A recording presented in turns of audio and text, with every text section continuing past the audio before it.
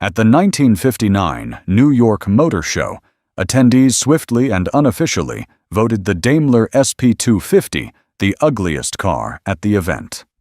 This British sports car had arrived with high hopes, featuring a fiberglass body with distinctive tail fins, a 2.5-liter hemispherical head V8 engine, and a top speed exceeding 120 miles per hour. But observers compared its front end to a drooping catfish mouth, described it as Edsel-class ugly, and wondered what British designers were thinking. Only 2,654 were built between 1959 and 1964, yet this oddball roadster found an unlikely second career as a high-speed police pursuit vehicle, chasing down cafe racers on London's streets at 130 miles per hour. The Daimler SP250 started life with a different name entirely. When the car debuted in April 1959 at the New York Motor Show, it wore the name Daimler Dart, a name that seemed appropriately sporty and American-friendly for a British car aimed squarely at the lucrative United States market. However, Chrysler's Dodge division had other ideas. They owned the trademark for the Dart model name and wasted no time ordering Daimler to cease using it under threat of legal action. Caught flat-footed with insufficient time to develop a proper marketing name, Daimler took the pragmatic, if uninspired, approach of simply using the car's internal project designation, SP250. The name stuck, though enthusiasts and owners still frequently refer to the car as the Dart. The name change proved to be the least of the SP250's problems at that New York show. The car's styling attracted immediate and overwhelmingly negative attention, earning it the unofficial title of ugliest car in show, a devastating reception for a vehicle that represented Daimler's hopes for American market success. The SP250's troubled styling resulted from the collaboration between two men with backgrounds in motorcycles rather than automotive design. Edward Turner, the legendary designer of the famous Triumph parallel twin motorcycle engine, led the project. Turner had proven engineering brilliance but questionable abilities as a stylist. Turner brought in Jack Wicks, another motorcycle industry veteran, to pen the car's bodywork. Wicks, charged with designing both the sports car's body and its new V8 engine, created what he believed would appeal to American buyers: outrageous tail-finned styling that channeled the chrome-laden excess of 1950s Detroit. Unfortunately, Wicks had badly misjudged the American market's evolving tastes. By 1959, the United States market was already growing tired of tail fins and excessive chrome. The design that Wicks thought would attract American buyers instead repelled them. Perhaps a more typically understated European design would have found greater success. The resulting appearance attracted brutal criticism. Contemporary. Observers described it variously as having a droopy mouth, resembling a catfish, displaying ichthyoid appearance, which means fish-like, and being Edsel-class ugly. One particularly harsh assessment declared the roadster to most eyes almost unbelievably ugly. The colonial press were less impressed by its ichthyoid appearance, suggesting the styling issues transcended cultural boundaries. The styling featured pure 1950s American influences: rear fins, abundant chrome trim, and swooping lines that might have looked contemporary on a 1957 Cadillac, but appeared dated and awkward on a 1959 British sports car. The front end, with its distinctive grille, was compared to everything from a drooping mouth to a catfish's face, comparisons that Daimler's marketing department must have found less than encouraging. The SP250 represented Daimler's first attempt at fiberglass body construction, an experiment driven more by economics than engineering preference. The decision was made to construct the shell from fiberglass in a bid to cut down on production costs. £16,000 for fiberglass tooling compared to £120,000 for steel stamping dies. This cost-saving measure came with severe consequences. Due to inexperience with fiberglass construction, Daimler created a chassis that was far too flexible to properly support the body. The original A-spec model suffered from alarming chassis flex that led to numerous build quality problems, poor handling characteristics, and an unnerving propensity for doors to fly open when cornering hard, hardly confidence-inspiring behavior in a sports car. The chassis flex was so severe that scuttle shake, vibration, and movement in the dashboard and windscreen frame area became a defining characteristic of early SP250s. Contemporary road testers noted the unsettling flexibility, and owners learned to approach corners with appropriate caution. When Jaguar cars purchased Daimler in 1960, they were immediately concerned about the chassis problems. Jaguar engineering brought out the revised B-spec version in April 1961 with critical improvements, extra outriggers added to the chassis, and a strengthening hoop mounted between the A-posts. These modifications significantly reduced the flex and improved handling, though they could not entirely eliminate the structural compromises of the original design. The final C-spec version, introduced in April 1963, focused less on structural improvements and more on creature comforts, adding a trickle charger socket, heater demister unit, and cigarette lighter as standard equipment. While the SP250's styling and structure proved problematic, Edward Turner's engine design represented a genuine triumph. Turner, who had created legendary motorcycle engines for Triumph, applied his engineering brilliance to designing a compact, lightweight V8, specifically for the sports car. The 2.5-liter V8 featured an iron block with aluminum alloy cylinder heads, utilizing a domed hemispheric combustion chamber design, commonly known as a Hemi. This configuration allowed for excellent breathing and power production. The overhead valve design used a single central camshaft that operated the valves through short push rods with double heavy-duty valve springs. The hemispherical heads allowed for larger valves and more efficient combustion than conventional designs. With a compression ratio of 8.2 to 1 and fed by twin SU carburetors, the Turner V8 produced 140 horsepower at 5,800 revolutions per minute. The stiff 5-main bearing crankshaft was dynamically balanced, contributing to smooth operation and reliability that proved crucial for the car's police service.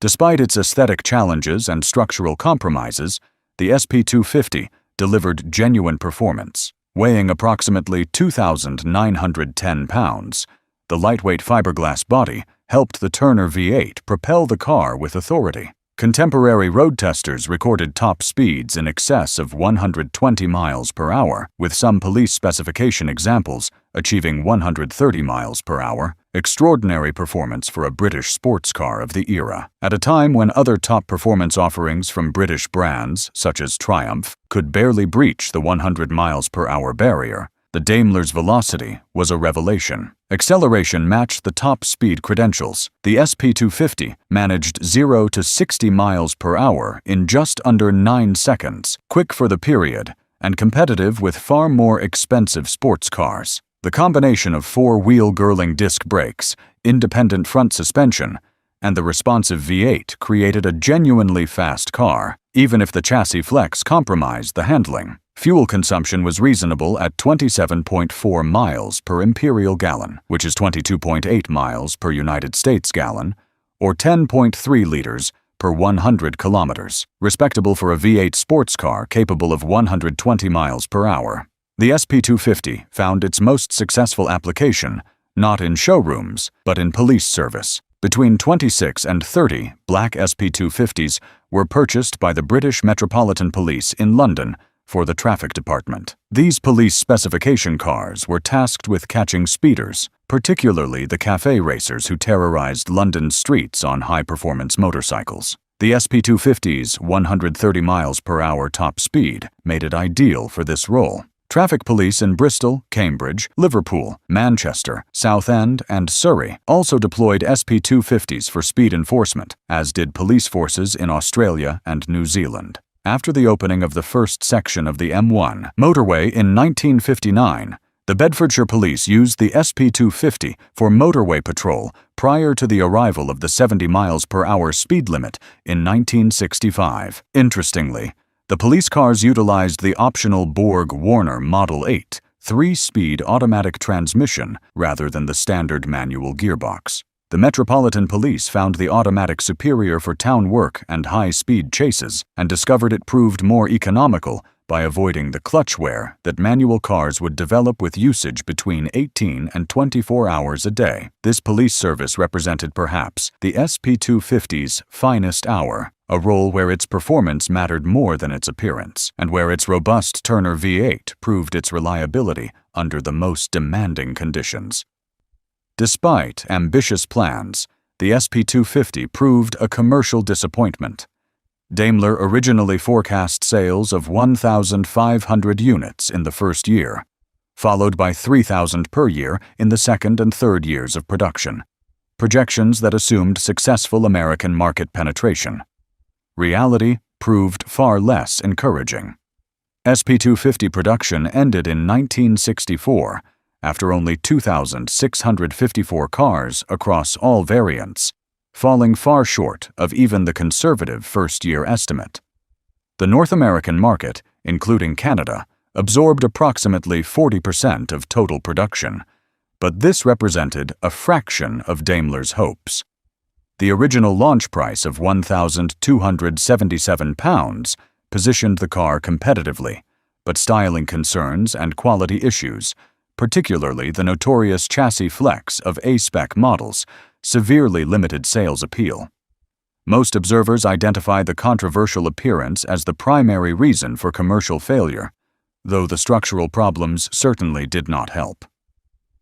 The SP250 was the last car to be launched by Daimler before its parent company, the Birmingham Small Arms Company, sold the marque to Jaguar cars in 1960. Jaguar's acquisition ultimately saved the SP250 through the B-spec chassis improvements, but Jaguar had little interest in continuing a model that competed with its own sports car offerings. Production continued until 1964, then quietly ceased. Today, the Daimler SP250 occupies an unusual place in automotive history. Condemned at birth as ugly, plagued by chassis flex, and commercially unsuccessful, it nevertheless represented genuine achievement. Britain's first production V8 sports car, a police pursuit vehicle capable of 130 miles per hour, and a car that delivered 120 miles per hour performance when most British sports cars struggled to reach 100. The mere 2,654 produced makes it genuinely rare, and surviving examples benefit from a fiberglass body that does not rust. Modern classic car enthusiasts have begun to appreciate the SP250's quirky character, Edward Turner's clever engineering, and the sheer oddity of its appearance. What once condemned it now makes it distinctive. In the late 1960s, Japan was not known for making world-class sports cars. That changed with the Toyota 2000 GT, a sleek two-seater that proved Japanese automakers could create a sports car to rival the best from Europe. The story begins with a partnership between Toyota and Yamaha. Yamaha, known for its engineering expertise in motorcycles and musical instruments, had been working on sports car prototypes and proposed a collaboration. The result was the 2000 GT, first shown to the world in 1965 and put into limited production from 1967 to 1970. The Toyota 2000 GT looked like nothing else Toyota had ever made. It had a low, curvy body designed with obvious inspiration from the Jaguar E-Type and other beautiful 1960s coupes. The long hood, pop-up headlights, and flowing fender lines gave it an exotic flair. Underneath, it was just as advanced. A 2.0-liter straight-six engine with dual, overhead cams, developed with Yamaha's help, produced about 150 horsepower. In a lightweight car, that was enough to push the 2000 GT to roughly 135 miles per hour or 217 kilometers per hour. That top speed was on par with top European sports cars in the 1960s. Toyota spared no expense on the 2000 GT's features. It had a smooth 5-speed manual transmission, 4-wheel disc brakes, which were very cutting-edge at the time, and sophisticated suspension. The interior was lush with wood trim, real rosewood on the dash in early models, and leather. It was a true grand tourer's cockpit. In short, the 2000 GT was Japan's first supercar, often lovingly called Japan's E-Type for its beauty and performance. However, the 2000 GT was a limited production specialty car. In total, only 337 production cars were built, though some sources say 351, including prototypes. Just 62 of them were left-hand drive for the U.S. market, which shows how scarce they were outside Japan. Toyota didn't intend it to be a mass-market car. It was more a statement piece to elevate the company's image. It's also famously the first Japanese car to appear in a James Bond film. In 1967's You Only Live Twice, a 2000 GT is driven by Bond's ally Aki. Because Sean Connery was too tall to fit comfortably in the tiny coupe, Toyota built two special open-top convertible versions for the film. Those were not production models, but they gave the car enormous exposure.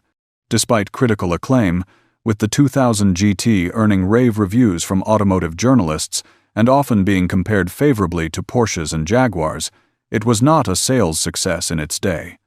The major hurdle was the price. When new in the US, the Toyota 2000 GT cost about $7,230 in 1967.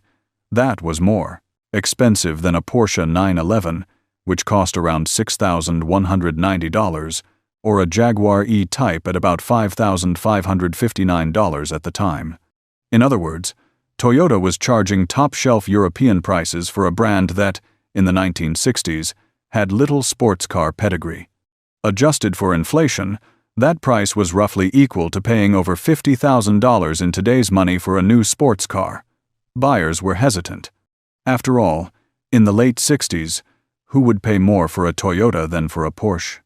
As a result, very few 2000 GTs were sold, especially in the U.S., with some accounts saying only about 54 were actually sold in America. Toyota quietly ended production in 1970. Fast forward to the 21st century, and the Toyota 2000 GT has achieved a dramatic comeback on the auction stage. The very factors that made it a tough sell in the 60s, high price and unfamiliar badge, have transformed into positives now. Its extreme rarity and iconic status have made it a prized collectible, driving values into the stratosphere. The big moment that announced Japanese cars can fetch millions too occurred in 2013. In April of that year, a pristine 1967 Toyota 2000 GT sold at an auction in Texas for $1.15 million, becoming the first Japanese car to break the $1 million mark at a public sale. This was headline news. Historically, Ferraris, Bugattis, and similar marques had dominated auction records. But here was a Toyota, a marque known for Camrys and Corollas, crossing into seven figures. But the record didn't stop there. In 2022, a very special 2000 GT blew past the 2013 figure. Gooding & Company auctioned a 1967 Toyota 2000 GT, tuned by Carroll Shelby. Yes, the famous American racer Carroll Shelby had a hand in this car's history, and it sold for $2.535 million on March 4, 2022. That made it the most expensive Japanese car ever sold at auction up to that time. This particular car was one of three 2000 GTs that Shelby's team prepared for SCCA Sports Car Club of America racing in the U.S. Back in 1968, because of its Shelby connection and racing pedigree, collectors went wild for it. At that same auction, a Ferrari F40 sold for slightly less at $2.45 million, meaning this Toyota outpriced one of the most iconic supercars ever. Mention Lamborghini and most people think of wild exotics like the Miura, Countach, or modern Aventador. The Lamborghini Islero, however, is a name that might draw blank stares even from some car enthusiasts. Built only in 1968 and 1969, the Islero was a V12 Grand Tour that has since become known as the Forgotten Bull. But forgotten or not, This Lamborghini has become overpriced in the collector market, with values that might surprise those who don't know its backstory. The Islero's story begins in the mid-1960s. Lamborghini had launched with the 350 GT and 400 GT 2+2 front-engine grand touring cars aimed at competing with Ferraris. Then Lamborghini shocked the world with the mid-engine Miura in 1966, which stole the spotlight as one of the first supercars. In the late 60s, Ferruccio Lamborghini, the company's founder, still wanted a more traditional GT car alongside the Miura, one that would appeal to buyers who wanted a fast V12, but with a bit of understatement. The Islero was the answer, introduced at the 1968 Geneva Motor Show. Interestingly, the Islero was essentially a modified version of the earlier 400 GT 2+2. When Lamborghini needed to replace the 400 GT, the original design firm Touring had gone out of business. So the task of designing the new car fell to Mario Marazzi, who had a small coach-building outfit made up of ex-Touring employees. Marazzi took the proven chassis of the 400 GT, trimmed the wheelbase slightly, and penned a new body that was more squared off and modern for late 60s tastes. The result was a car with cleaner, more angular lines compared to the curvy 400 GT. It was subtle and low-key, deliberately not as flashy as the Miura. Ferruccio Lamborghini himself wanted the Islero to be a car for those who wanted all of the performance but none of the glitter and attention. That hints at the intended clientele, perhaps more mature, sophisticated drivers, rather than the playboys chasing Miuras. The Islero got its name from a fighting bull, in Lamborghini tradition. Despite the fierce name, the car Islero was quite understated in appearance, especially by Lamborghini standards. It had a simple, elegant shape with pop-up headlights and small chrome bumpers. The interior was luxurious, with high-quality leather and a dashboard full of gauges, as a proper Italian GT should have. Under the hood, the Islero carried the heart of a Lamborghini, a 3.9-liter V12 engine, originally designed by Giotto Bizzarini for the 350 and 400 GT, and also used in hotter tune in the Miura. In the Islero, this engine made about 325 horsepower in the standard 1968 model. That was plenty of power for the era, enough for a top speed around 155 to 160 miles per hour, or 249 to 257 kilometers per hour, and 0 to 60 miles per hour in the low 6-second range. So while the Islero looked reserved, it could move fast. Lamborghini advertised it as a comfortable high-speed cruiser with the soul of a sports car. One reason the Islero is less known is that it had competition from within Lamborghini's own lineup. At virtually the same time, Lamborghini unveiled the Espada in 1968, a radical-looking four-seater with a low, futuristic design by Bertone. The Espada captured a lot of attention because it was dramatic and different. Next to the Espada, the Islero seemed almost old-fashioned or conservative. This double introduction ended up splitting Lamborghini's resources and sales, and the Islero, being the more low-key of the two, suffered for it. Another issue was build quality. The Islero was hand-built by Marazzi's team, and unfortunately, they didn't match the craftsmanship of earlier touring-built Lamborghinis. Contemporary reviews and later recollections mentioned that Isleros were slapdash in fit and finish. Panel gaps were uneven, doors rubbed on the fenders, trim pieces didn't align well, and various little flaws gave the car a bit of a kit car feel rather than a $20,000 luxury machine.